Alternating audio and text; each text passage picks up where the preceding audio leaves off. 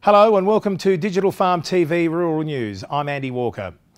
The National Broadband Company has unveiled plans to bring even faster internet to the bush by doubling the broadband speeds in rural and remote Australia. More than 500,000 homes, farms and businesses eligible to receive the NBN's fixed wireless and long-term satellite services will be able to take advantage of wholesale download speeds of up to 25 megabits per second and upload speeds of up to 5 megabytes per second. The fastest speeds are planned to be available over the fixed wireless network as early as June. The long-term satellite service is scheduled for launch in 2015. In a boost to rural communities, the new speed tier will provide wholesale upload speeds up to 5 times faster than available to satellite and fixed wireless users over the NBN today. As time approaches for the autumn break, Australia's biggest fertiliser manufacturer and distributor, Incitec Pivot, is urging grain growers to make soil testing their next seasonal priority. Head of Agronomy Solutions for Incitec Pivot Fertilisers, Phil Holt, said that harvesting crops also stripped paddocks of nutrients. Soil testing after harvest and before sowing completed the cycle that began with planting the crop at the start of the season. It also set the foundations for the next crop cycle, he said. Traditional soil testing was an accurate way to quantify available soil nutrients.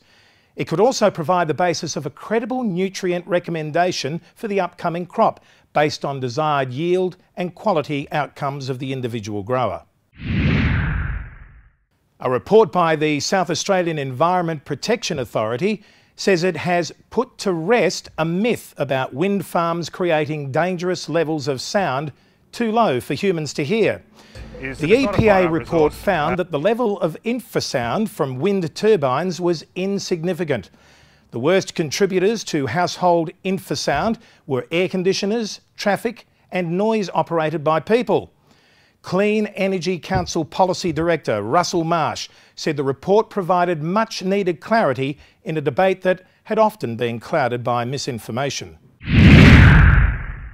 The latest quarterly sales data from the major grocery chains signals an opening to a year that will see the intensity of the competition remain strong, according to analysts Fresh Logic. Woolworths beat its drums with a plan to focus more strongly on fresh food advertising to boost a recovery in sales growth. This action was in effect a catch-up in the value race as Coles unveiled a fresh round of additions to its Down Down campaign. Both grocers have cranked up use of fuel vouchers, Coles digging a little deeper in investment. Coles remained ahead of Woolworths for the 14th quarter in the comparison of food and liquor sales. The Irish government announced last week that DNA testing had confirmed that imported Polish meat offcuts, labelled as beef, actually contained up to 75% horse meat. The discovery was made as Ireland's food standards scandal forced a second burger manufacturer to shut operations.